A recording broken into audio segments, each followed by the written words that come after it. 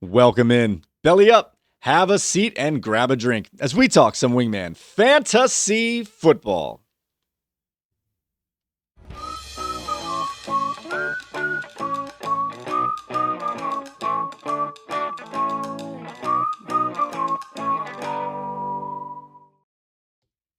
Welcome on into another edition of Wingman Fantasy Football, the League Podcast. I'm your host, Michael Furley, and as always, I'd like to thank all of you, or any of you who's made it this far into the season, for joining us today. It is Monday, December 15th. This is episode 214, and we're about to have our Week 15's two-point conversation.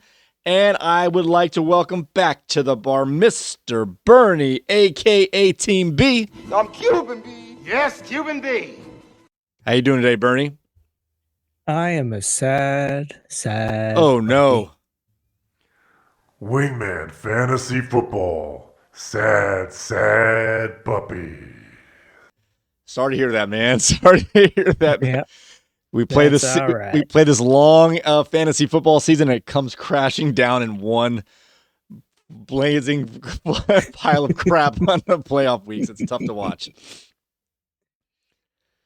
All right. In this show, guys, we are going to go over some player news. We're also going to go through the studs and duds for Week 15. And spoiler alert, this is the most studs and the most duds and the most mecha studs we've had all year. So a very exciting playoff round one here. And we'll also go over some, we'll go through our Week 15's two-point conversation, where we go through all of the action and discuss the games up to this point. And we take a look at some early waiver wire targets for those who are advancing and for those who are just playing for third place. But before we do any of that, I'd like to make sure that everybody is in the room. Wingmen assemble! All right, now that everyone is here, let's get right into it. Let's get into some player news. All right, we're going to start off with some players who missed today, Week 15's action here. Starting with some guys who were questionable going into the week, but did sitting out. Chris Rodriguez wasn't active for the Washington Commanders. Nick Chubb was also out on Sunday for the Houston Texans. Quentin Johnson popped up late in the week. The injury listed as questionable. He also wasn't active for Week 15. Alvin Kamara missed his third consecutive game. Marvin Harrison did not suit up for his second consecutive absence, and T. Higgins was out this week with his concussion that he was diagnosed after finishing Week 14. I want to stop right here real quick. These are the players who were kind of questionable going into the weekend here. They sat out, and I want to give you your flowers. You saw the head injury that was undiagnosed during the game for T. Higgins, and you got us an early heads up to look for some replacement options. What do you have on these guys who did not suit up in today's games? So I think really the only ones being the beginning of fantasy playoffs for most leagues. Woody Marks, if you had him as a flex, he had a little bit more to go with out Nick Chubb there. And then Marvin Harrison being out, Michael Wilson, they're always going to be playing from behind. They're always going to be trying to catch up. So Michael Wilson and Trey McBride's just going to do Trey McBride things. And then T. Higgins, I don't think Cincinnati scored. Did Cincinnati score? I don't think they did. Nope. So, one of those things, man, when the key players go out and your team's already kind of battling, kind of takes the wind out of your sails. All right, our next group here is quarterback news here. We had 3 NFL teams had their starting quarterbacks out this week, making way for their backups. This includes the New York Jets, the Las Vegas Raiders, and the Washington Commanders, which means Brady Cook would get his first start. Kenny Pickett, I think it was his first start of the season, and Marcus Mariota is back into his familiar role as the starting quarterback for the Commanders with Jaden Daniels out. Geno Smith was out, and then both Tyrod Taylor and Justin Fields were out for the Jets. And then this is another quarterback who made his debut this week. Phillip Rivers made the start this week for the Indianapolis Colts, his first action in 5 years. We'll take a semi-break here. All right, we had some backup quarterbacks getting in the game and an old retired hen getting back on the field. Do you have any thoughts on these backups and the old grandpa, a true grandpa, not just a figurative grandpa, getting back onto the field? Yeah, I think out of these 4 people, the grandpa probably had the best looking game, and it wasn't that good looking anyway. Yeah, it's a struggle. That's why these guys are second string. That's why he retired. Um, it really hindered it. I think Josh Downs did get a touchdown grab though from Philip Rivers, so that's good. It's good for them. I would look to other places going forward if you're making it to the next round of your playoffs. So. All right. All right. Now for guys who left today's games early with injuries, this is a tough list to go through, but we got to go through it here. We got Patrick Mahomes suffered a torn ACL on the last drive of the game as they're going to try and tie the game in the last minute here. It looks like he's going to be out for the rest of the season and most likely out for most of next year, at least half of it, if he even tries to get back that early. Micah Parsons also left early, feared to have suffered an ACL injury here, although further tests are going to be required. Devontae Adams was forced out of Week 15 after aggravating a hamstring injury that kept him limited in practice during the week. And Roma Dunze also aggravated his foot injury that kept him out last week. I was actually surprised he played. He's got a stress fracture in that foot, and he did not finish this week. All right, these are the ones that are a little more serious in terms of injuries. A couple of these guys are out for the year. What do you have on Mahomes, Parsons, Devontae Adams, and Rome Odunze? Yeah, these are all big names here. Chiefs are out of the playoffs as of today. So Mahomes, he might not have been 100% going forward anyway, as far as fantasy value goes. Micah Parsons, it's a big deal. Again, doesn't really affect the offense as much, but it does affect teams going against Green Bay. So look at that. And then yeah, Devontae Adams, that's a tough one. Him and Roma Dunze, those are number one first look kind of guys. So their backups, or not their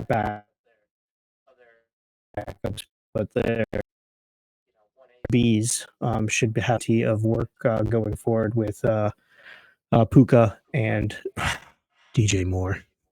Mm-hmm. All right, moving along here. Another Bears receiver, Luther Burden, actually exited Week 15 also with an ankle injury, and he was unable to finish the game. We had Woody Marks start of the week. Looked like he was going to get off to a great start here, but did not make it through the game here. It was either late in the first half. I'm not sure the exact timing, but it was around halftime on either side of the break here. But rookie Jawar Jordan filled in quite nicely, getting 100 yards in about a half worth of play. And I believe this is the Texans' 6th consecutive victory. You can double check me. Either way, they've between 4 and 7 wins in a row here. I think it landed at 6. And then we have Devin Neal also was forced out of the Week 15 with a hamstring injury. So they used a mix of running backs filling in once he left the game. Devon Vele suffered a shoulder injury for the Saints, and he was ruled out early. And Christian Watson was ruled out with a chest injury here. Let's see. We'll finish it out here. Bam Knight was carted off early in Sunday's game with an ankle injury. So now the Arizona Cardinals have lost James Conner.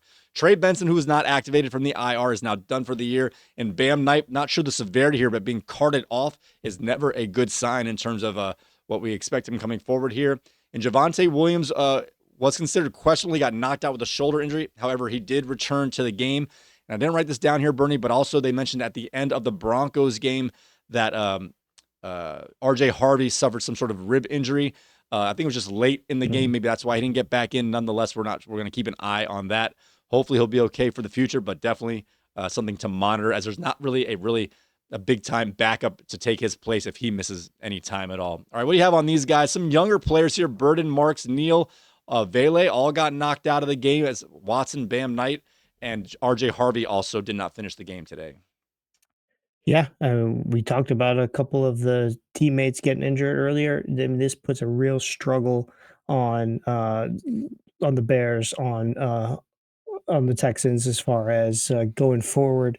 But it does open up the road for fantasy value to narrow into certain players. So I think we will look at the waiver wire for sure. But then when we get into matchups and game previews, we'll definitely have a clearer view of who's going to get the workload for those specific teams. Javonte Williams, though, that's one that's a little bit concerning, just because they're pushing to get some points on the board because their defense sucks. Well, he did return to the game. He's getting a lot of the work here in the second half here. He was sat out for about half a quarter, but he did return. When I wrote that down, it was when he got knocked out, but he's since returned. So we should be okay with that. I did want to mention, though, if he does miss any time going forward, Malik Davis is the main running back as Jaden Blue is once again inactive, a healthy scratch. All right, moving along into this week's studs and duds for week 15. Like I said, there's going to be a lot of them, guys, so let's buckle on into this week's studs and duds. Sometimes you win, sometimes you lose. Wingman Fantasy Football, studs and duds. All right, Bernie, why don't you start us off with our studs for week 15? All right. Bo Nix leads it off with 29.08 fantasy points for Bo, 302 passing yards, 10 rushing yards, and 4 passing touchdowns. Yeah, he doesn't look like a college quarterback anymore. He looks like a pro. Brock Purdy, he is a pro. 28.2 fantasy points for Brock, 295 passing yards, 44 rushing yards, and 3 passing touchdowns. And this guy, oh my gosh, Kirk Cousins, he said, well, look, hold my beer, Phillip Rivers. I'm still good, and I'm not as old as you.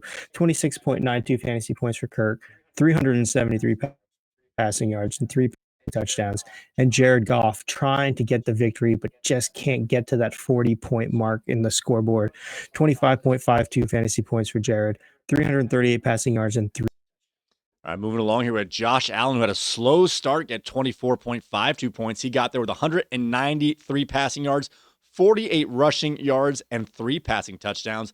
And Jackson Dart keeps trying to put his head into places it shouldn't go. That sounded bad. He keeps banging his head around all over the place, getting knocked out. But he came back in today, getting 24.14 points on 246 passing yards, 63 rushing yards, and 2 passing TDs.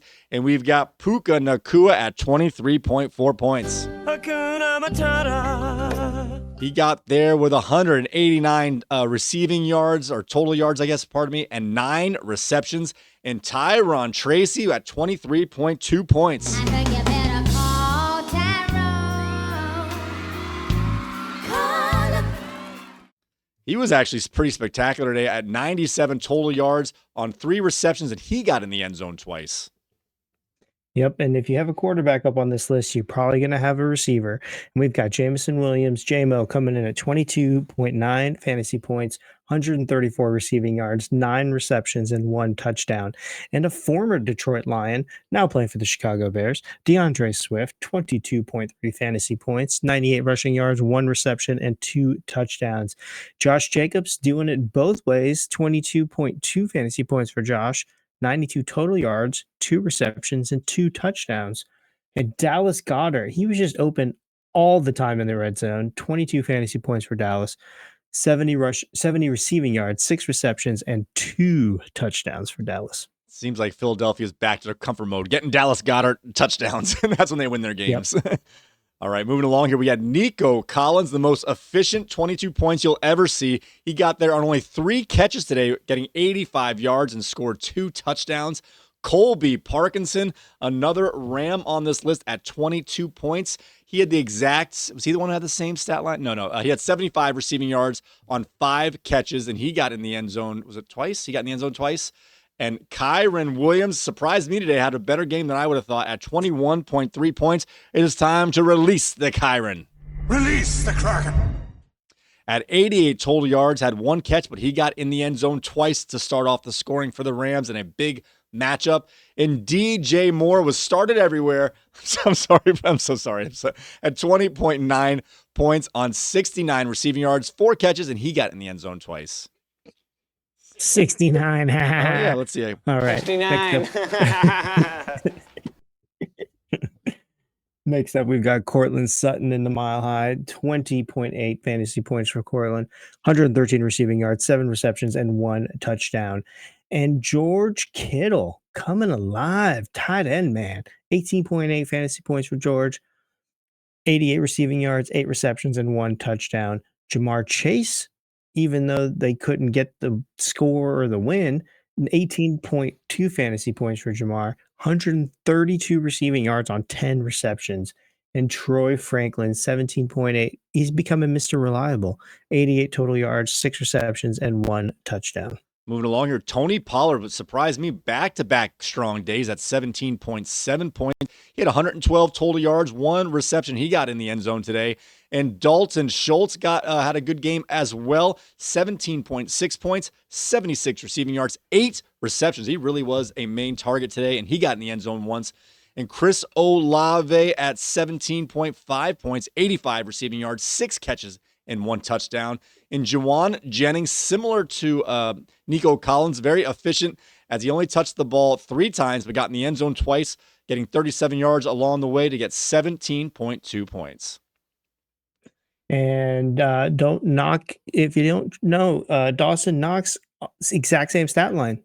17.2 fantasy points, 37 receiving yards, 3 receptions, and 2 touchdowns. And Blake Groupie, 16.6 fantasy points, 3 field goals, 1 point after, 2 50-plus yard field goals, and a long of 60 yards getting those fantasy points for kickers. Eddie Pinheiro, 15 even, 3 field goals, and 4 point afters. Jake Moody, what's your mood ring say, buddy? He says, I'm happy.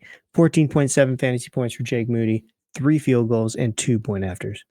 He did have one stretch where he banged, I think it was an extra point or a short field goal off the upright, and then his kickoff after the score, I guess an extra point because they kicked off, and then he kicked it right out of bounds like 5 yards in front of him. He had a tough little stretch there, and then he straightened himself out after that.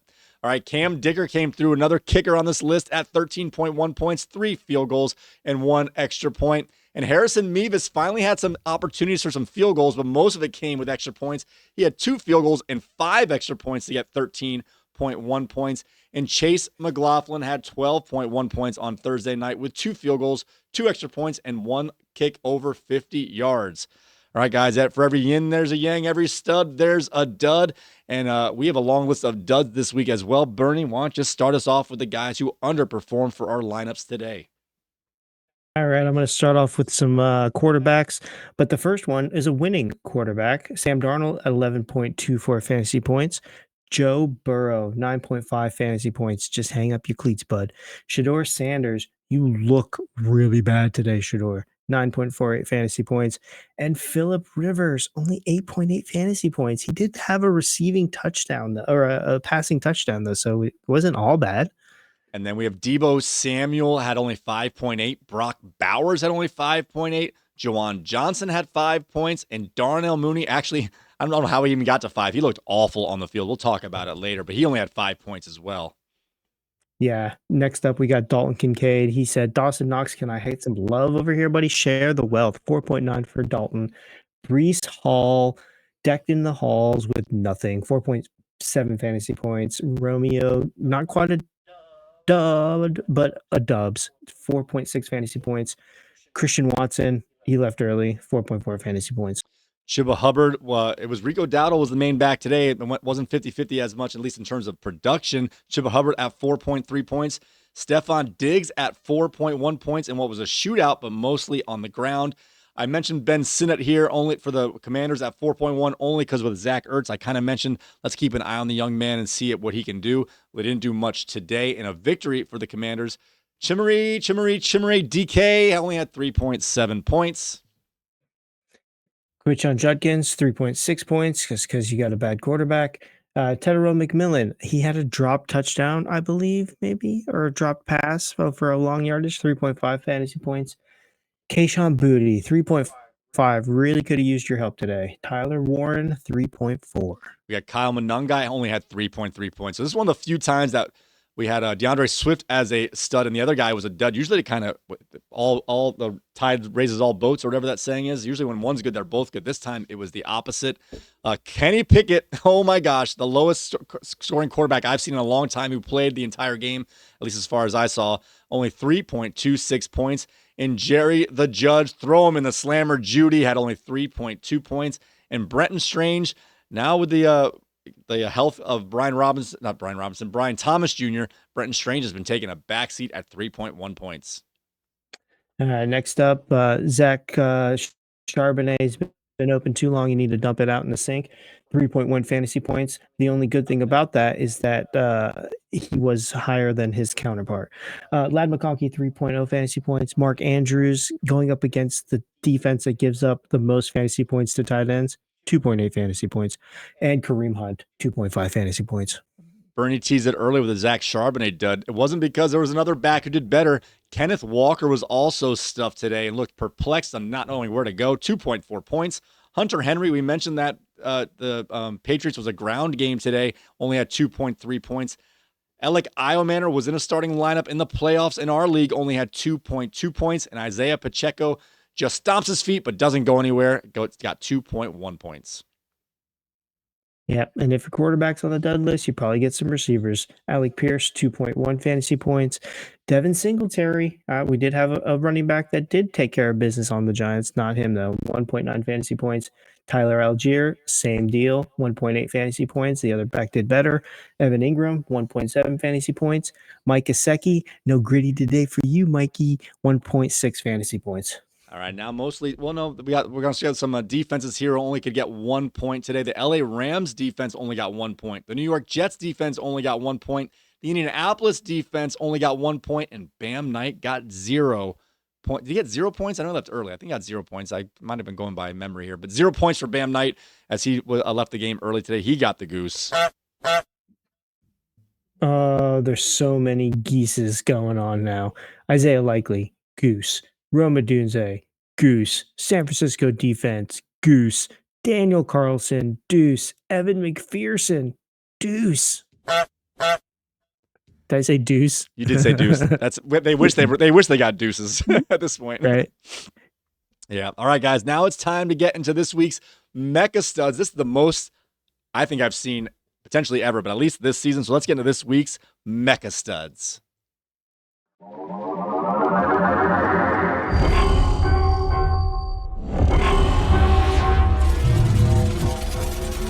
Mega Studs.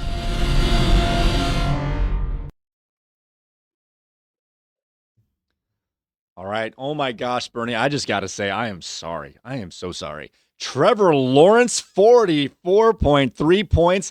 He's like, I want to get the running backs involved, but I can just throw to him. It's so much more better for me. 330 passing yards, 51 rushing yards, 5 passing touchdowns, 3 or 4 of them went to running backs, and 1 rushing TD himself. He's the only one who scored on the ground today. Kyle, not so stinky Pitts. He got some Axe body spray to change his outlook here. I'm choked up on Kyle Pitts. Had 40.1 points with 166 receiving yards, 11 receptions, and 3 touchdowns. And the sun god, we all bask in his rays. Amon-Ra St. Brown had 34.9 points, and somehow it doesn't seem like it was enough. At 164 receiving yards, 13 catches, he got in the end zone twice. And regardless of the matchup here, Trey McBride of Frankenstein had 31.4 points. Alive! It's alive! It's alive! Arizona is consistent. They get down early. They never run, and they have a whole half to 3/4 of garbage time, and it came through today. 134 receiving yards, 12 catches, and 2 TDs for the superstar tight end out of Arizona. Yeah, and in a snowy game, Jimbo for the Buffalo Bills, James Cook gets 30.1 fantasy points, 111 total yards, 2 receptions, and 3 touchdowns. Travis Etienne, 30 fantasy points, 105 total yards, 3 receptions, and 3 touchdowns. And back to the Buffalo-New England game, Travion Henderson breaking long runs again. 29.1 fantasy points, 161 total yards, 2 receptions, and 2 touchdowns. And Mr. Bijan Robinson. Pardon me, would you have any Grey Poupon? 27.5 fantasy points, 175 total yards, 8 receptions, and 1 touchdown from Mr. Robinson.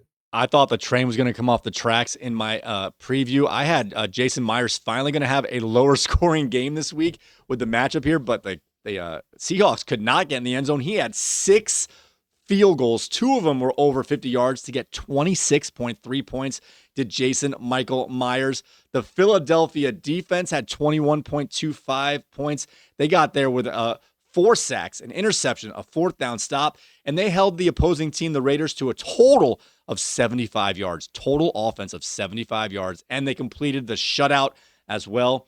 Baltimore defense at 19.5 points also got a shutout this week, and they also included 3 sacks, 2 interceptions, and 1 defensive touchdown, and the smoothest pass the baton along, and they also had a 4th down stop.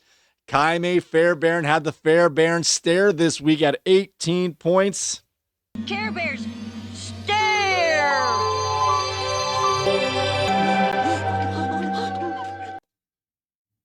Kaime Fairbairn stared his way right into the mega stud list at 4 field goals, 4 extra points, and 1 kick that was over 50 yards. The Chicago defense was out there for the taking at 16.25 points. He mentioned how bad Shadur Sanders is. This is what the other side of it. 5 sacks, 3 interceptions, 1 4th down stop. They held the Browns to less than 200 yards of total offense, and they held them to a total of 3 points. Man, a huge day for the Chicago defense. And Brandon McManus snuck his way in here at 17.1 points, 4 field goals, 2 extra points, and 1 kick over 50 yards. Oh my gosh, Bernie, I'm tired of reading all these mecha studs, and duds. Just what's your overall take on these huge scores today? And a lot of that was a very yin-yang week this week. Yeah, it's good to see. It's good to see the playoffs have some higher scoring games, higher scoring players to make these matchups a little bit more exciting. So I'm happy. I'm happy to see it. A little surprised about a couple of names up there, but that's okay. It's okay. All right, guys. So now it is time to get into this week's 2-point conversation. Is Jack Del Rio going to go for 2 here, He's Link? going for 2. The Raiders will go for 2 and the probable victory with 47 seconds left. If you don't make this, you lose. If you make it, you're in a position to win. Wingman Fantasy Football's 2-point conversation. And it's good! Oh my goodness! All right, the theme for this weekend's actions is several games had temperatures in the teens, injuries to some big-time NFL players, and several NFL teams clinched their playoff berth this week, while others booked their tickets to Cancun. All right, Bernie, where are we starting off on our 2-point conversation? All right, we're going to go back to Thursday Night Football. We're going to go to a 14-point fourth quarter lead. Gone. Kyle Pitts had the game of his life, and Zane Gonzalez drilled a walk-off winner as time expired. Atlanta 29, Tampa Bay 28. The Bucs led 28-14 with 13 minutes left, but the Falcons stormed back behind Pitts, who finished with 11 catches, 166 yards, and 3 touchdowns, like we mentioned. His first 100-yard game since 2021.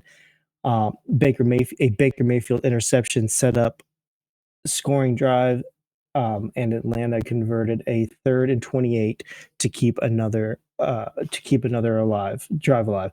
A 45-yard Gonzalez field goal as time expired finished the collapse here. Atlanta proves to 5-9, meaningless in the standings, but devastating for Tampa. The Bucs fall to 7-7 and out of first place in the NFC South. Todd Bowles called it inexcusable, and he dropped a lot of F-bombs. Hard to argue with that, though. I'm going to do my best to keep this at a 30,000 view as Bernie breaks down a lot of this here. I don't want to be overly redundant, which is a problem I'm working on here. Anyway, so a couple things to notice here. Mike Evans was back on the field. That's good to know. He was active and actually performed quite well. Had a scare. He landed on his back funny, though. Yeah, that was a scare on that one, exactly. That overthrow really stretched him out there, and he got kind of flipped over and fell hard on his back. Worked through it, though, had other big catches throughout the game here. The other thing to mention here is Kirk Cousins. His best career stats are always against Tampa Bay on Thursday night. I don't know why we didn't see that correlation going into that one. It's just clear. It's clear. So that's the case there. So we also have that. And even though Baker Mayfield did better than he's done the last 3 games, he was still off target a lot. Mentioning that overthrow, Mike Evans was wide open on that one. It was just one play in the middle of the game there, but he was overthrew him there, which almost got his receiver back hurt again. And of course, all these games he fights so hard to get him back, but he makes the crucial mistake, that interception when all they needed was 1 or 2 more first downs. They could have run out the clock, and I forget if they were tied or up at that point. Either run out the clock just to hold on to the win, or run out the clock as they were going into field goal range to get the win. Either way, another crucial mistake late in the game. He did play better, but he still had those big mistakes that cost the team the game. And they're going to be lucky that the NFC South is going through New Orleans, as we'll get to that a little bit later. But they had their bacon saved on some Sunday results here. But coming out of that game, it looked like a devastating loss for the Tampa Bay Bucks and their playoff chances. Yeah, and just to piggyback, who would have thought Kirk Cousins 30 for 44, 3 touchdowns and 0 interceptions? That's a big deal right there. And we didn't even mention. I mean, you might have mentioned there in your overcast. I mean, whatever you want to call it, your breakdown there. And we mentioned in the studs here, but Kyle Mooney did not get part of this. Kyle Pitts. Oh my goodness, someone's going to pay him way much more money than he deserves for the next 4 years, as this one game was pretty much like 10% of his overall career stats or something like that. Yeah, but this is what everyone expected every game to be. Yeah. Yeah. All right. Next up, we got here 3 degrees at Soldier Field. The Browns were even colder. Chicago 31, Cleveland 3. The Bears suffocated Shedeur Sanders all afternoon. 3 interceptions, 5 sacks, and a 30.3 passer rating. Caleb Williams, though, threw 2 touchdowns to DJ Moore. DeAndre Swift punched in a pair of rushing scores, and Chicago led 14-0 before the Browns could blink. Cleveland's only points came on a 50-yard field goal. Myles Garrett did add a sack to inch closer to the all-time record, but it was the only bright spot for the visitors. Chicago improves to 10-4, their first double-digit win season since 2018, and leapfrog Green Bay for first place in the NFC North after the Packers lost to Denver. Cleveland falls to 3-11 and continues to spiral. These two teams are going in very different directions here. Yeah, we had Shedeur had that good game last week in terms of stats. Still wasn't perfect, but there was definitely some signs there, and he just reverted to all the things that we've been talking about. He runs backwards. I kept looking every time it was a sack for like 9 to 12 yards. He goes backwards. He didn't read the defense today, obviously threw the picks, and they weren't in it at all. And the running game for the second straight week, I mean, it's pretty hard to keep stopping the run when you're not scoring. But for the second straight week here, the Cleveland Browns defense has got run all over, mostly by Swift today. I think they're not concerned about stopping the run anymore. They're just trying to get sacks, and they're just going to sell out on that, and whatever happens otherwise is just what's going to happen. But the Browns, like you said, I think they're trying to lose. I think they're trying to see if these Tennessee Titans might sneak one more win out to drop down into the standings here. But nonetheless here, yeah, there's not much to talk about here. Congratulations to the Bears, man. They had that one. Would they lose last week, or was that to the Green Bay they lost? Right? Yeah. And we were going to see how they just responded after having that 5, 6, 7 game winning streak prior to that. They got right back on the horse, and they had it was an easier matchup in a home game, but they took care of business. TCB, their defense looked elite today, which is not the case generally. So Chicago really did well today on defense. Yeah. And if Cleveland thinks that a first round pick or a first overall pick is going to help fix their problems, I think they need to go back and look at their history, because it doesn't. Okay, moving on. What do we have? Okay, the Bengals needed a win to keep their playoff hopes alive, and what they got was their first shutout of the Joe Burrow era. Baltimore 24, Cincinnati nothing. The Ravens avenged their Thanksgiving blowout loss with a suffocating defensive performance.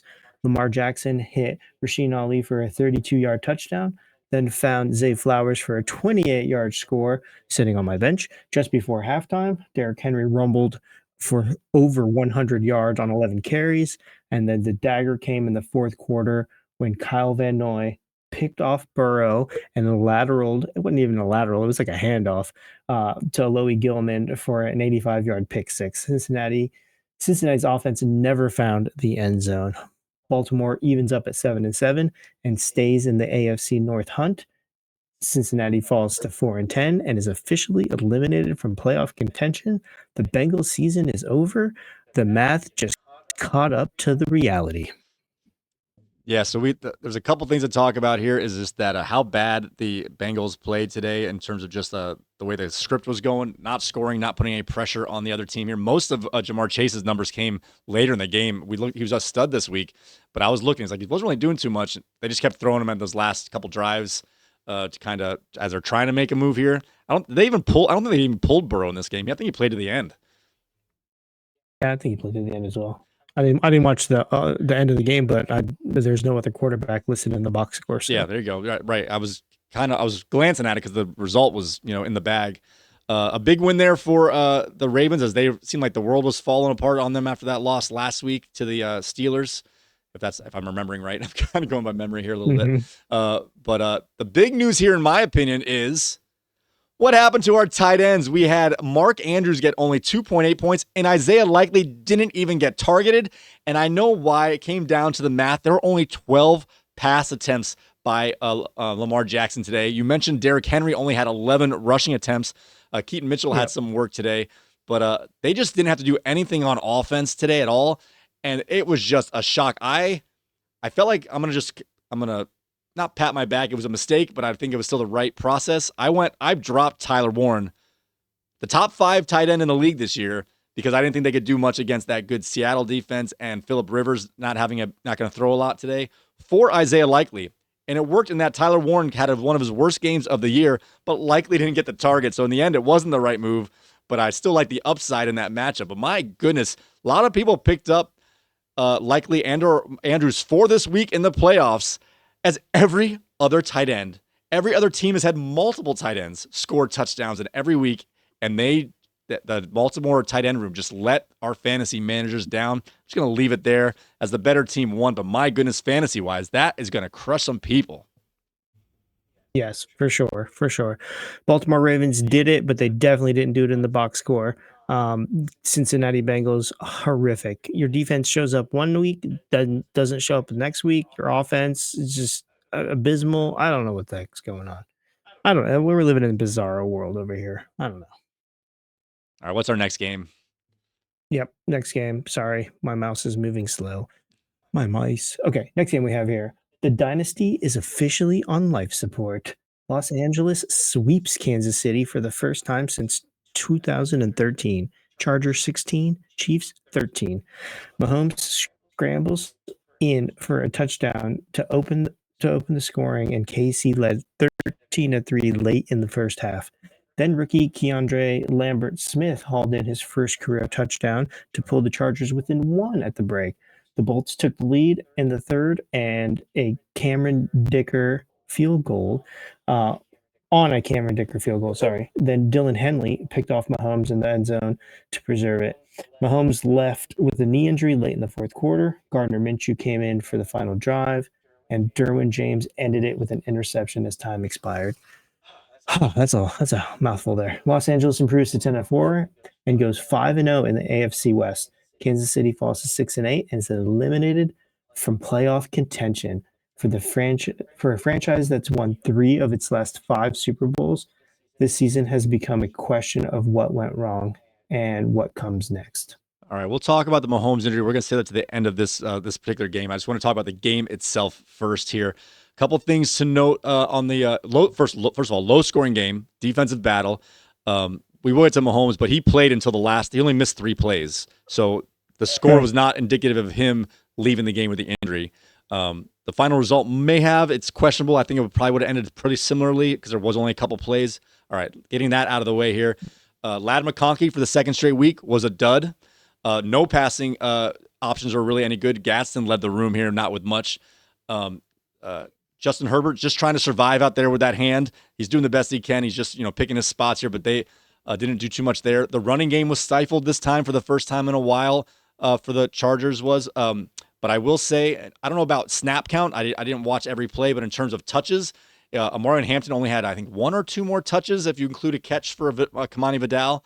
I think Amari Hampton had one of the bigger plays, which kind of separated him by just 20 or 30 yards, give or take. But they both touched the ball 12 times, rounding a little bit. So that is a split backfield now that Kamani Vidal, I think he's earned it. I'm glad that the young guy is the practice squad guy show what he can do, and they're not just saying, thanks for your service, we'll see you next time. He's earned a role with this team right now, and he's a big part of their team. But again, the defense really held down both defenses held down each other. The running game was completely stopped by the of the Kansas City Chiefs by the Chargers. Xavier Worthy, I believe, left this game early. Rashee Rice finally had a game where he wasn't on our stud list this week. And then now for the injury, on the last drive, they were down by 3 points for the Kansas City Chiefs. They were trying to get in a field goal range. They were in that, in between 35 to 35 range, trying to get in a field goal range. And then he scrambled off to the left, got tackled on a scramble, and he was out from there. And then Minshew came in, completed 2 straight passes to Kelsey to get him pretty much into field goal range. They could have kicked it from there. It would have been a 57-yard kick for Butker. Obviously, they don't trust Butker at that distance because there's only like 12 seconds left. I could be off by a little bit. Not enough to where it's obvious we're going to run 3 more plays. It was like we're going to run 1 more play to get a little bit closer kind of thing. And Minshew ended it with an interception, which just put it in right there. But they were in field goal range to tie it, long field goal range to tie it at the end of the game. And Minshew was the one who actually got him into field goal range, even though it was only a couple plays. But now Mahomes, like you said, an end of an era in terms of playoff streaks for Kansas City. We were all kind of sick of him a little bit in terms of that part. But that injury, a long-term injury this late in the year for such a decorated player is pretty hard to watch. Did you see any social media? Maybe I went to the wrong side of the social media web here. I saw some pretty disgusting comments and reactions after his injury. What's your thought on his injury and the end of a dynasty, at least in the short term, but honestly into next year as well? Yeah, you don't want to ever see anybody get hurt, but I think Patrick will be fine. I wasn't on social media. I currently don't use it for looking at comments. But he earlier this year, he had a little knee thing, high ankle sprain or something going on. And he was back within a quicker amount of time. I think he's just genetically disposed to his tendons might heal a little bit quicker. So hopefully, if he needs surgery, gets surgery, everything goes well. Rehab should be fine. I think he'll be back next year, just as good as he was this year. And he was pretty good this year, fantasy wise. He was rushing the ball a little bit. He was getting some good fantasy points week to week. Yeah, so I wasn't watching the end of the game. I was box score watching as they're getting close to the end there. Mm-hmm. As I was doing yard work, so I was kind of popping in and out. And then all I saw was Minshew was throwing a pass. I'm like, what happened? So being that it was too quick to find out on like certain aggregators and stuff. So I just typed in Mahomes injury instead of because even Schefter's Twitter feed didn't have it yet, stuff like that. So I had to go looking for it. Found some Instagram feed. The post was it looked like an official Kansas City post saying that he was out of the game. It wasn't from Kansas City, but it was almost like a repost. But so I don't know if it was this guy's followers or just I don't know what. But there was a lot of memes saying the deal with the devil has now been paid kind of thing. I was like, oh my gosh, you guys are a little much here, stuff like that. So it was a little strong. I was like, I just wanted to find out for sure why he was in, if he was just out for a play because he was getting, if the tests for concussion. I didn't know what happened. Because at the very end of the game, there's only 3 plays left, essentially. I was a little, I'm not rooting for him in terms of them winning. I wouldn't mind him getting banged up in terms of just being that the reason why they miss or lose a game. But now with a 9 to 12 month injury, that's not what we're looking for here. And I was surprised how much people were reveling in the pretty extreme injury there. It was kind of, I guess that's our society at this point. But I just had to, I saw it, so I'm going to mention it kind of thing. Yeah. People just, just projecting. They're projecting their ugliness out. That's all. Yep. All right. What else we got? All right.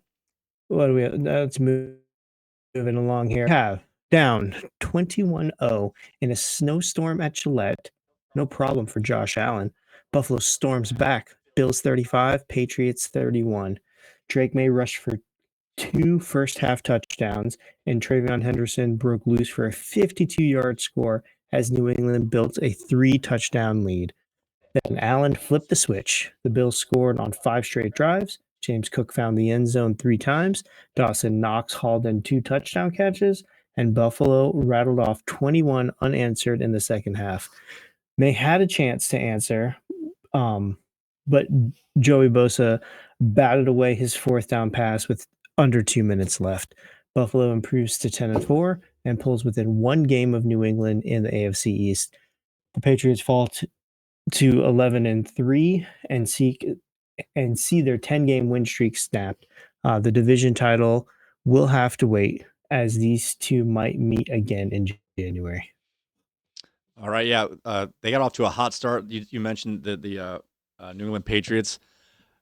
Drake May does this. He scores a bunch of points in one half, and you're like, all right, he's going to get 40 points today, and then pretty much didn't do anything in the second half. And in a weird way, I kind of blame Travion Henderson. I think they got, with his long runs, got their offense out of rhythm as they scored too quick when they did score, and then they had a couple 3-and-outs, and then it seemed like with the running game of the Buffalo Bills just held the ball the entire second half. The time of possession just totally switched, and it really kept the ball out of Drake May's hands, half because of them controlling the ball on Buffalo's side of the ball, and the other half is when they did score the Patriots. It was a 60-yard run, 52-yard run by Travion Henderson, and when they needed to get those big plays down the stretch, like you said, I think he was just cold and out of rhythm.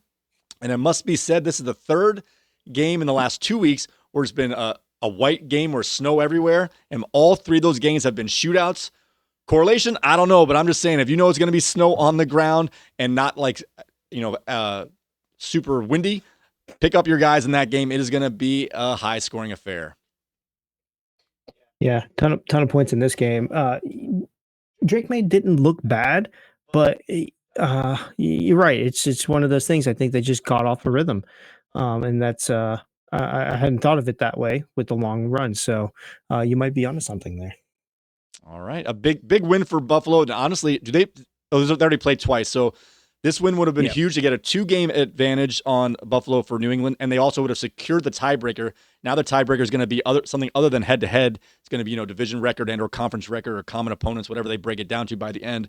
So they're only a game back, and it's a true game back. I don't know what all the tiebreakers are other than the head-to-head, but the head-to-head is not going to be won by either team at this point. So Buffalo kind of almost controls their own destiny. Well, they don't control their own destiny because they don't play each other again, but they're going to be scoreboard watching, and it's going to be very scary. Even if New England does take the division, they're going to have this in the back of their head if they meet each other in the first or second round of the playoffs. Buffalo is still going to have the supremacy view, even if they're not the better record of the team going to the playoffs. But it might change. We might have Buffalo still getting another division, even though every year we're like, they're not this year.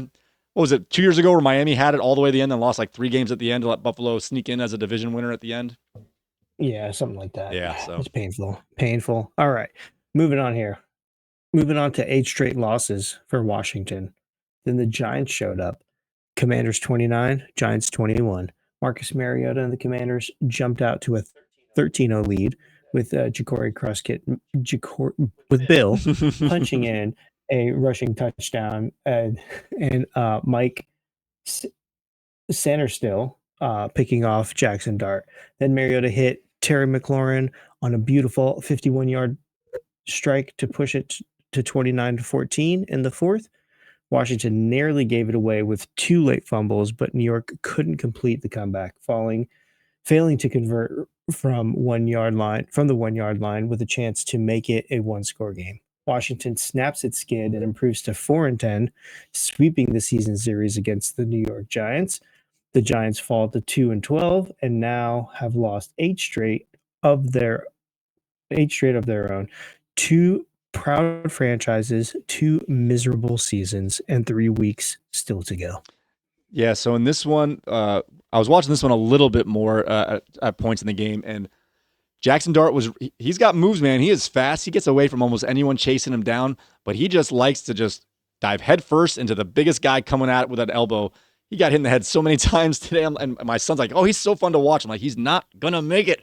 He's not going to make it. And then as I started to do some more yard work and left outside, I saw that he was in the blue medical tent once again, being checked for a concussion, and once again being cleared to come back in. He's already missed a couple games with a concussion earlier in the year, but he's been checked like 6 times. So he's got to change something about how he plays here. I'm not going to lie. I mean, it's fun to watch. He's like a not fully cooked Baker Mayfield. He does those things, but doesn't learn how to get out of the way at the last second. As Baker does a little bit better at that. He's not perfect at it either, but he just gets hit too many times. And I have to mention here, we mentioned the morning here. I didn't know at the time that Rodriguez was going to be inactive. He was a game time decision. And I said as an emergency backup flex play, if you are stressed out here, Ja'Cory Croskett-Merritt might be an option. He didn't have a huge day, but he was the main running back for at least the first half there, and he did get in the end zone. So if you're desperate, you got at least 12 points or so out of a player you could pick up off the bench if he was waived in your league. It's hard to say. He might have been on a roster still. Let's see what he finished with. Actually, no, he had 15.6 points today. So he was 4 yards shy of a touch. 4 yards shy of 100 and 1 touchdown. So he wasn't too bad. I think because he got off to a good start and then kind of stayed at that one stat line for a while. I guess he finished off the fourth quarter good there. So yeah, I mean, I'm not saying he would have been out there in every league, but that was someone like people have been throwing the trash heap, and with the news of a potential missing of Rodriguez, at least that takes away the goal line carrier, and he got in the end zone today. So just kind of, I'm just like patting my back. I'm saying just caught my attention as an opportunity out there, and he came through with that one today. I want to say we were talking about Dart, diving headfirst into stuff, and and my son was mentioning about Scattaboo in this thing, and he was saying he's a CTE embodied, or the caricature of CTE, if you is a Scattaboo, the living embodiment. Yeah. There you go. The living embodiment. Yeah. So maybe we should just say that Jackson Dart is got a little Camp Scattaboo in him. So yeah. All right, moving on here. Yep. What do we have here? Oh, this is a good one. This is exciting back and forth game here. Philadelphia needed a get-right game, and Las Vegas was happy to oblige. Eagles 31, Raiders nothing. Jalen Hurts was near perfect, 12 out of 15, 175, 3 touchdowns, and a defense that pitched its first shutout since 2018. Dallas Goedert hauled in 2 scores. A.J. Brown went deep for another, and 37-year-old Brandon Graham came out of retirement to record 2 sacks. The Raiders managed just 75 total yards, their fewest all season, and Kenny Pickett was picked off by Zach Bond as the only real threat fizzled. Philadelphia snapped its 3-game skid and improved to 9-5, still in control of the NFC East. Las Vegas falls to 2-12, losers of 8 straight. For the Eagles, a much-needed exhale. For the Raiders, the clock just keeps ticking towards the offseason. Yeah, we knew this was going to be a get-right game of some variety, or you assumed it would be for the Eagles. And they honestly just went back to what got them winning earlier in the year, not really having big games by Barkley. A.J. Brown got in the end zone, which saved his day, but didn't have a lot of targets or catches either. It was just ball control with Jalen Hurts and getting it to Dallas Goedert near the goal line. That's their true recipe. It's been recorded over and over again. When they win games, it's because remember Dallas Goedert was the number 1 tight end through the first 6 weeks, and that's when they were like 6-0 or 5-1 or whatever it was. They went back to what got them there. No need to expand the offense here, and that's what they did there. You mentioned 15 attempts. This is very similar to the Ravens in that there's only 12 to 15 pass attempts. That both these teams shut out the opponent. Kind of just shows you if your defense is too good. And both our defenses were on the top of our stud list this week. So if your defenses cannot dominate this good against bad offenses, your offense isn't going to do too much. I'm actually surprised how many points that there actually were around there for the Eagles compared to the Ravens, as like we said. But Goddard got most of it, and Jalen Hurts had a decent day as he got. There were no rushing touchdowns. All the touchdowns came through the air.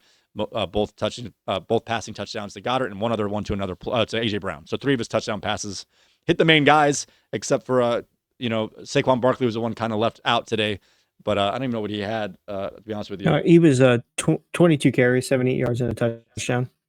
Oh, Barkley got a touchdown too? Oh, that's right. Oh, so yeah. So all their main guys got a piece of this. So that's, yeah, well, if you're going to have a game like this, at least they got the main guys all to get a piece here, except for Devontae Smith, which I don't consider a main guy. There you go. And was that. Brock Bowers did have 6 receptions on 8 targets, but couldn't really get anything going in today's game.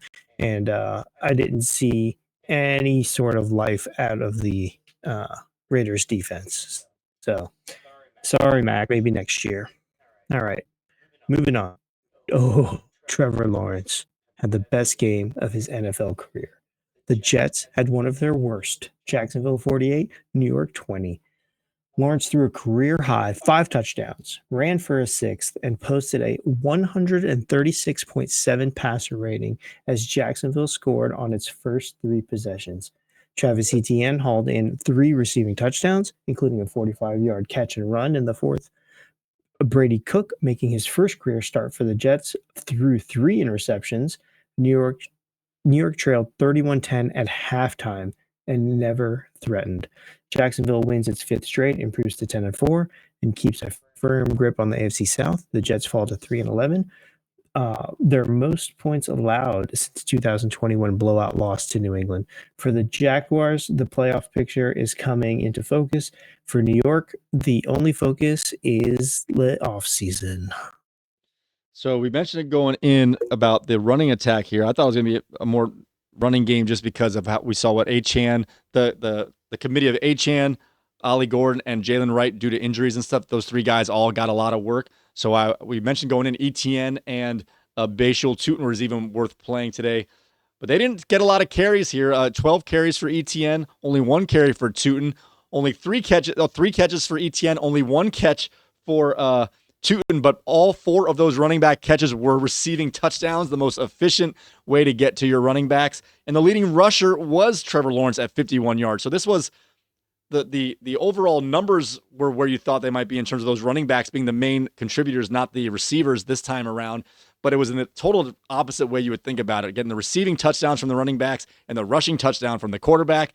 And Trevor Lawrence is like, this is an easy game. We're just going to have fun today. And he just, how many attempts did he throw? I'm kind of looking through it here real quick. He had 20 to 32. Yeah. So, I mean, I don't know.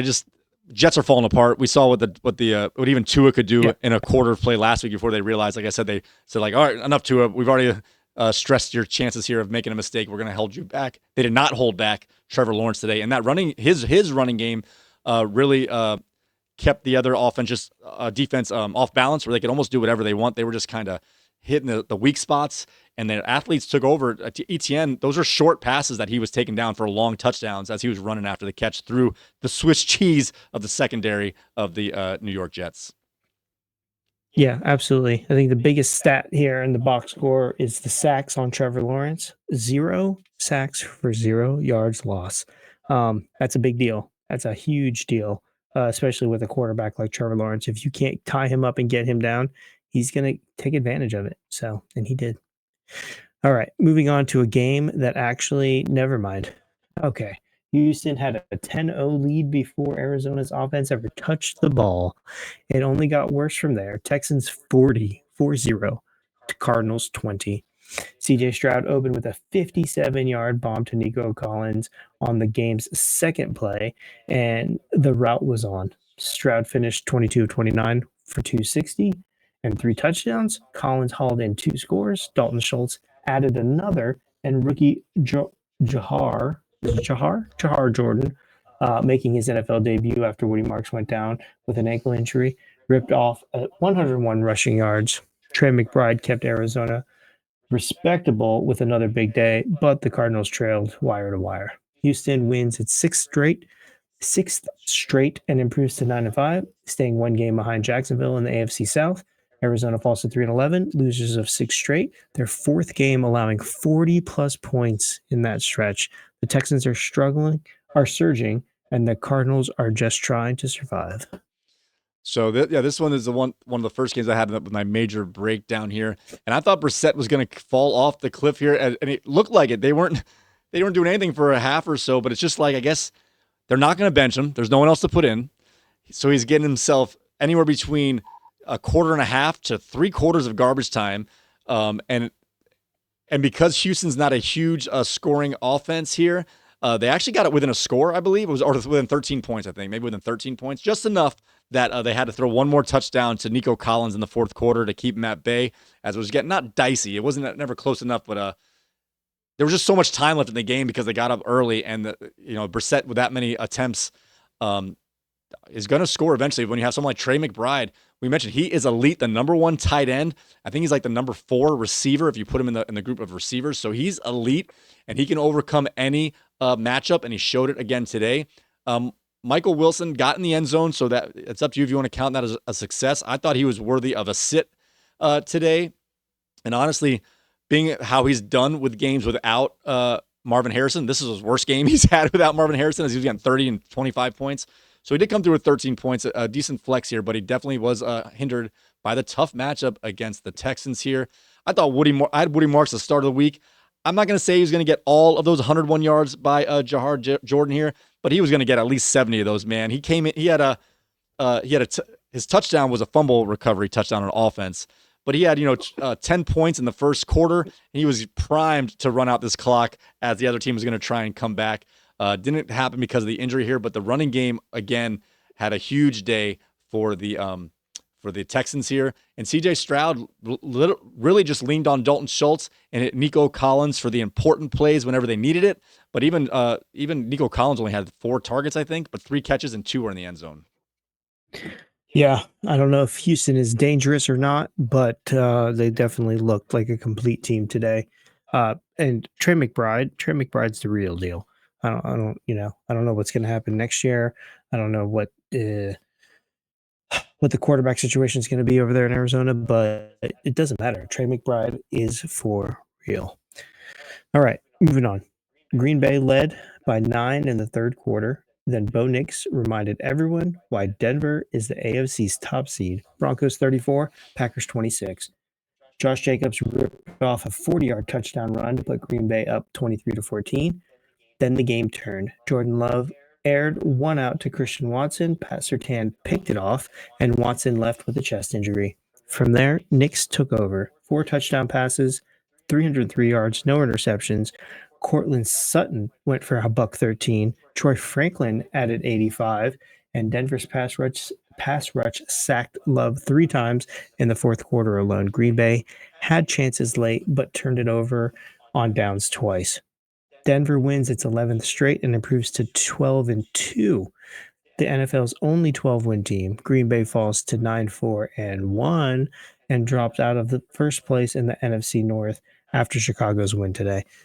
The Broncos are for real, and the Packers now head to Soldier Field for a rematch with the Bears that got a lot more interesting now that Micah Parsons is out.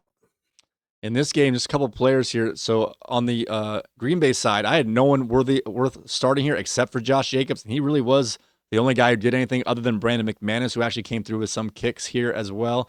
On the Denver side, I thought it was going to be a tough day for Bo Nix. I thought the defense was going to be just too tough in terms of Green Bay. I thought they'd win the game because they were at home, but I still thought they would be slowed down a little bit. He proved me wrong in this particular one. And I will say this, Troy Franklin has been missing in action as Pat Bryant, the rookie, has been kind of taking over that secondary role in the receiver room there. But with Pat Bryant out this week, Troy Franklin right back to where he was 3 weeks ago before the transition started. So essentially they've got 3 receivers who can get 2 receivers worth of production. And if one of them's out, the other 2 guys are going to get a full workload here in terms of their production. So I'm going to make up a number here. Say there's 180 yards and a touchdown and a half for their whole receiving room. When there's 2 of them, now you're getting 90 yards a piece and a touchdown, a 3/4 of a touchdown a piece kind of thing, if you want to just kind of break it down that way. With one of these guys out, Pat Bryant this time, Troy Franklin returned and Cortland Sutton finally got back into the action here as well. And I had him as one of the only startable guys here, but I was wrong about Bo Nix. He's the one who I had as a should sit, and he came through as the number 2nd or 3rd scoring quarterback this week. So he really proved me wrong. And the Denver defense is just awesome. All 3 levels. You mentioned Surtain had a pick. I think Moss had a breakup or a pick at the end of the game. We always kind of make fun of him a little bit. And the defensive line was getting after Jordan Love as well. So a big-time win. We kind of, similar to the Patriots, the Broncos were beating lesser opponents by 1-score games. This time, even though they win by 8 at the end, so technically it's a 1-score game here. But this was the biggest 1-score game you could have, and they beat one of the best teams at home. And I think Parsons left later in the second half, so that wasn't like a big reason for the change in game, I don't think. But other people can determine that, I guess. Yeah, I think the other big thing here, just like I mentioned in the last couple games ago with Trevor Lawrence, is Bo Nix, 0 sacks for 0 yards lost. That's a big deal. You got to get this guy wrapped up for this offense to kind of slow itself down a little bit. And that's what Green Bay should have been doing. Micah Parsons obviously out. That's going to be a big deal for the rest of the season. And that 9-4-1 tie, it's going to screw stuff up at the end.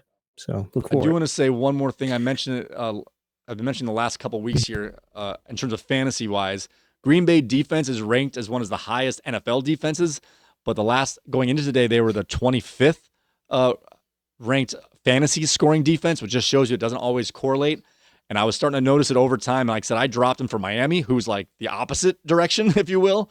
But once again, the Green Bay defense only had 2.5 points this week in terms of fantasy. Last week, they only had less than 3 points, and that left a manager out of the playoffs. You see a shiny object, Green Bay defense. In terms of fantasy, they're just not there. They're not getting the turnovers. They're not running back punts or anything like that. So just disassociate a little bit what a fantasy is versus a real life defense in terms of fantasy points. Just a reminder of that, I guess. Yeah, for sure. Yeah. Moving on to another game here that didn't really have a ton of defense. The Lions led by a touchdown at the half. Then the Rams turned into the Rams. Los Angeles 41, Detroit 34. Jared Goff threw 3 first-half touchdowns, 2 to Amon-Ra St. Brown, and Aiden Hutchinson picked off Matt Stafford to set up an early score. Detroit led 24-17 at the break. Then the offense went silent. 3 straight 3-and-outs to open the second half. The Rams answered with 17 unanswered points. Kyron Williams punched in 2 rushing scores. Colby Parkinson hauled in 2 touchdowns, and LA took control. Detroit got within a score late, but never got the ball back. Los Angeles improves to 11-3 and clinches a playoff berth. Detroit falls to 8-6 and is now a game and a half behind Green Bay for the final NFC wildcard spot. The Lions will likely need to win out just to get in. The defending NFC champs are running out of runway. Yeah, this one I was surprised here because these defenses were strong on one side of the ball here. For example, like the Detroit was a better rushing defense, and so were the Rams. So they did stifle Jahmyr Gibbs a little bit, but Amon-Ra St. Brown went off to start with. And I was surprised that Kyron Williams, I thought he was going to be someone you couldn't really count on today, but he got the rushing touchdowns early, which really set him up for a nice day today. He really was kind of stopped on the ground as they were in the second half, but he got those 2 rushing touchdowns to start off. And Puka Nacua, my goodness, was the man. I'm going to ask you a question. You may not know the answer.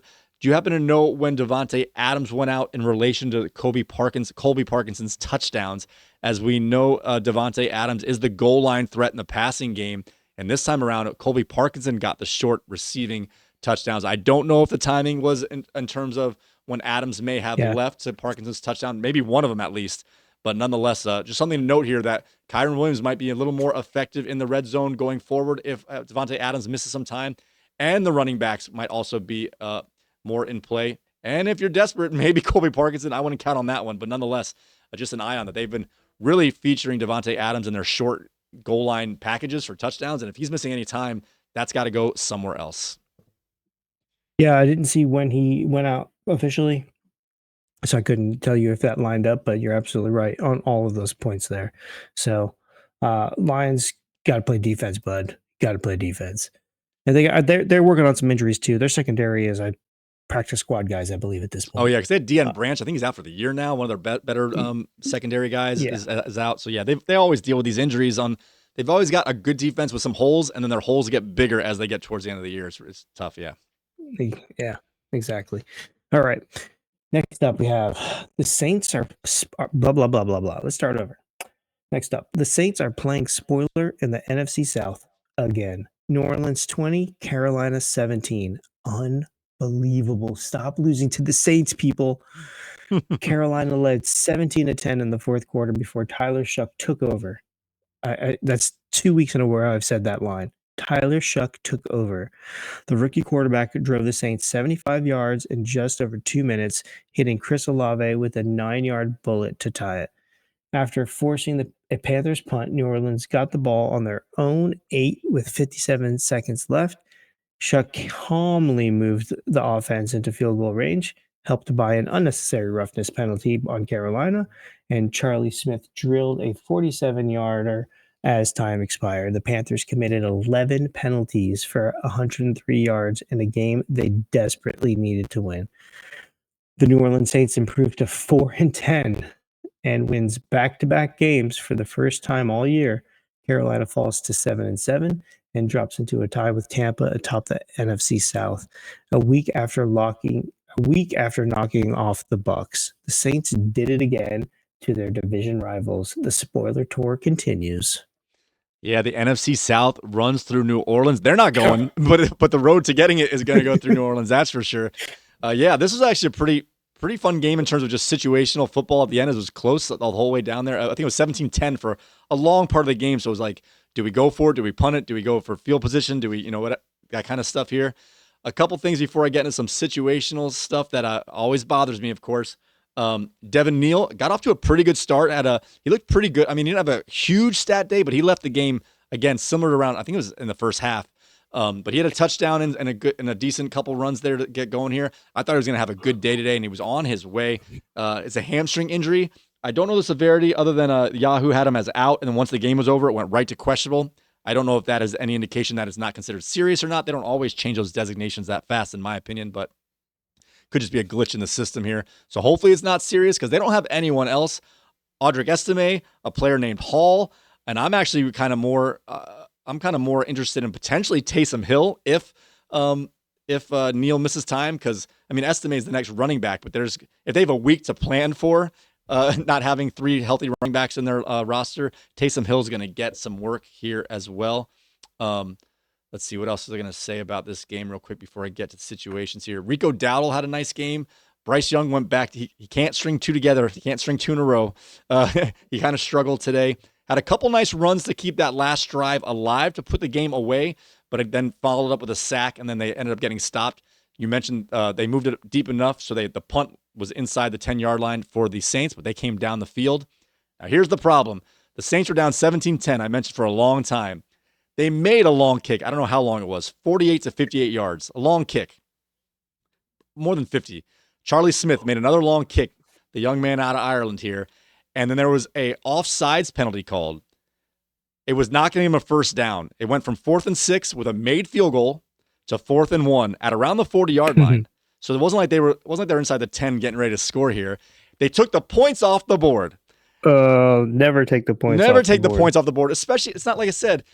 He made a long kick. Even if you get the first down and then don't get the next first down, you're still going to kick another 52-yard kick that he might miss the next one. It's not, you know what I'm saying? That's not a guaranteed make. Keep the points. Yeah. They go for it on 4th and 1, get stuffed, don't score there.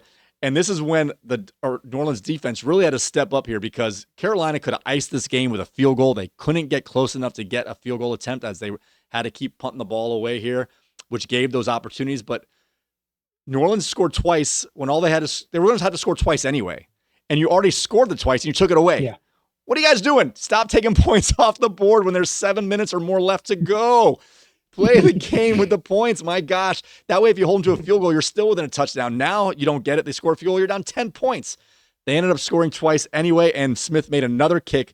But my goodness, why make it hard? These guys don't learn because they win these games on these mistakes. It's very annoying here.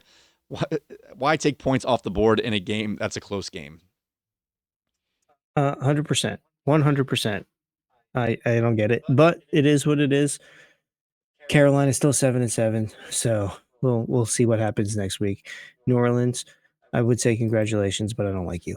All right, moving on. San Francisco came off the bye, rested and sharp. Tennessee never had a chance.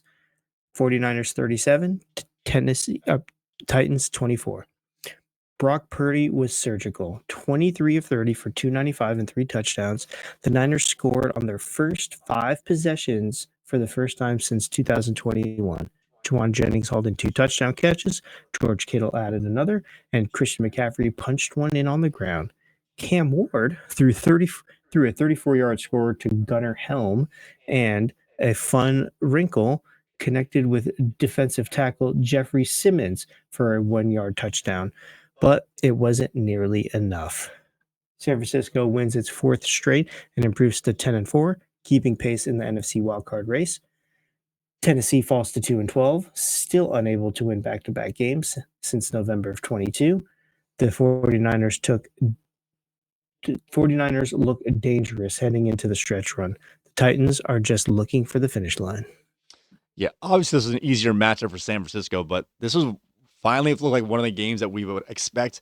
Purdy was hitting the guys you would expect. The Kittles, like you said, the Juwan Jennings didn't have a lot of catches, but with the end zone guy, Pearsall was kind of an afterthought. He was part of the game, but they just hit the main guys. McCaffrey scored. Kittle had most of the yards in terms of receiving, and Jennings got the touchdowns. And Purdy was running the ball pretty well today. He had a lot of not only running for rushing yards, but even just maneuvering the pocket. It wasn't just stepping up. He was running away from guys, looked pretty active and healthy there. So that was pretty good to watch here. Once again, the kicker for the 49ers is a big-time player, Eddie Pinheiro, who's missed games multiple times with injuries, came right back into a top performer. And the San Francisco 49ers, I thought was to be a streaming defense. They're the worst-rated fantasy defense, and they kept it up for another goose. This is like their fourth goose this year, guys. You know how hard that is to do, especially against someone like Tennessee at home, yet they found a way. And the only bright spot, I mean, you mentioned the neat plays here, but Tony Pollard really strung back-to-back games in terms of last week, was awesome against the Browns, I believe it was. And then, and then this week, punching in a touchdown late in the game to really make a stud list back-to-back weeks. It's pretty hard to do for any Tennessee Titan to make the stud list at all, but to do it back-to-back weeks is of note. And that's pretty much it. San Francisco moves along in a game we thought the outcome was pretty much in the bag, but it's nice to see the players we want to score and get the yards do just that. Yep. All right. One more game here. This one should be fun. Phillip Rivers came out of retirement at 44 years old and nearly pulled off the upset of the year. Seattle 18, Indianapolis 16. Rivers threw his first touchdown pass since 2020, a 7-yarder to Josh Downs, and led the Colts to a 13-6 halftime lead. Seattle couldn't find the end zone all day, but Jason Myers kept them alive with 6 field goals. Blake Grupe drilled a 60-yarder with 47 seconds left to put Indy ahead 16-15. But Rashid Shaheed returned the kickoff to the 37. Sam Darnold hit him twice more, and Myers answered with a 56-yard game winner with 18 seconds left. Rivers' desperation heave was picked off by Colby Bryant to seal it. Seattle improves to 11-3 and stays tied with the Rams atop the NFC West, while with a Thursday showdown looming. Indianapolis falls to 8-6 and now has lost 4 straight. Rivers gave the Colts everything he had. It just wasn't quite enough. Yeah, man, this one, hats off to the defense for both teams, really, but mostly for Indianapolis. They really were fighting against an uphill battle today, just in terms of what the situation was here, and they needed to keep Seattle out of the end zone to have a chance in this game, and they did just that. But they couldn't stop him from getting into that. I mean, Myers hit long kicks as well. He's awesome. We don't have a special teams award for our fantasy, our Golden Wingman awards, but we might have to make one he has to win something. He has been a tier 1 fantasy point scorer, not just a kicker. He's scoring 15 points a week every week. Today was 26 in a huge playoff battle in terms of fantasy here. This game, in terms of script or what we thought might happen in terms of Indianapolis, went exactly. We didn't expect Phillip Rivers to be able to throw the ball down the field at all. That's one, like I said, that's the reason why I dropped Tyler Warren for someone like Likely, even though it didn't show up in the true math. But the idea was good, I thought. Pittman didn't get too much. Josh Downs actually was the most effective receiver. He's the quicker guy. He could throw in shorter spots here as he caught the short touchdown. They kept giving the ball to Taylor, but everyone knew he was going to get the ball. He was just running into a crowd all day, couldn't find space. And then they just used Phillip Rivers they'd use Jonathan Taylor to get 3 yards of carry, pretty much. That's all he was doing. Not his fault, just the way the game was going. And then it was 3rd down and 4 or less. They would use Rivers to do a short pass, and he completed 3rd down. I think he had 3 or 4 or 5 3rd down conversions today. They were just trying to get him in, stay ahead of the chains. That was their whole goal today. You could tell what it was, and Seattle defense knew it, and they were able to clog the lane. And then even there's a little time left after the field goal, I believe, by Myers, if I'm not mistaken. So Phillip Rivers had one more shot. Again, being an older player, not even just that, but coming off of not playing, tried to throw one down the field, fluttered into the defense's hands for a game-sealing end zone. It was a fun finish with back-to-back field goals in the last 2 minutes, or like 3 field goals in the last 3 minutes of play that changed the lead back and forth. Kind of a fun game to see the old man get on there. He got hit a couple times, got up, kept the team in the game, but Seattle was a superior team. I was surprised how close this game was, to be honest with you. Yeah, when you have the 2 really good top 10 quarterbacks in the league for a couple years, this shouldn't be the score. This shouldn't be the box score. You should unleash the Kraken for both of those running backs. So hats off to the defense, honestly. Hats off to both defensive. It wasn't a pretty game. I didn't enjoy it, but it is what it is. Just so you know, Jonathan Taylor only carried the ball 25 times. I think he should have carried the ball, 35 times. That'd be a lot, but yeah, they needed a couple more opportunities. Yeah. That's for sure. That's for sure. Yeah, and you mentioned it, the big return by Rashid Shaheed made the field short enough to get that game-leading field goal at the time for Myers. He came through with a couple big catches today in that last drive, but once again, even though he hasn't been a huge performer on offense for the Seattle Seahawks, his special teams ability has been worth the trade in itself. He's saved them the last 2 weeks with long returns to set up scores to take leads here. So Shaheed is showing his worth in other parts of the field, even though it's not so much in the receiving game, although he did have a couple big catches late in this game. Yep. All right, and that wraps up our Week 15 slate of games. We have Sunday Night Football, and then we have Monday Night Football, which is Miami at Pittsburgh.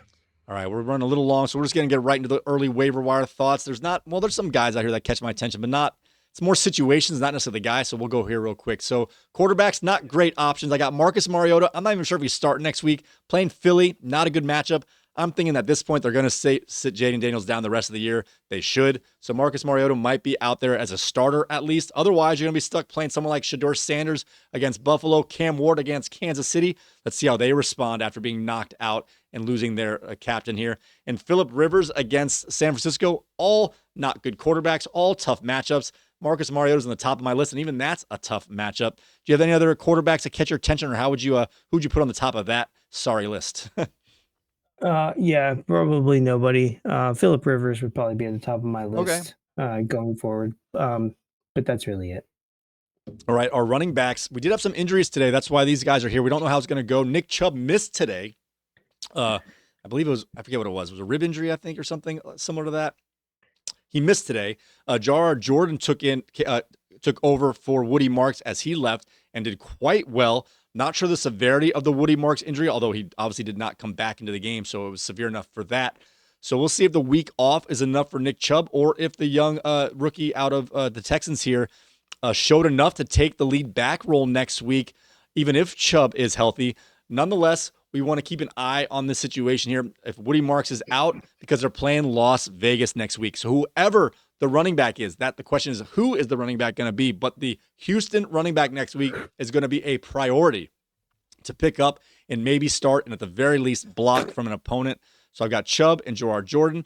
Amari DiMercado and Michael Carter. I don't know the severity of the Bam Knight injury. Again, carted off. Doesn't sound good. They're already out with Trey Benson and James Conner, of course. So these are the last two guys standing. And they're playing against Atlanta, another team that's not a great Atlanta's a little they can be good or bad. You never know how it's going to go. So that's a potential good matchup. And I've got Audric Estime potentially taking over if Devin Neal misses time against the Jets. All these teams are playing against plus matchups. New Orleans against the Jets, Houston against the Texans against Las Vegas, and the Cardinals against Atlanta. So I'm looking. I want to pay attention to the news, see how this is going to go. I want a running back in that game, whoever it is.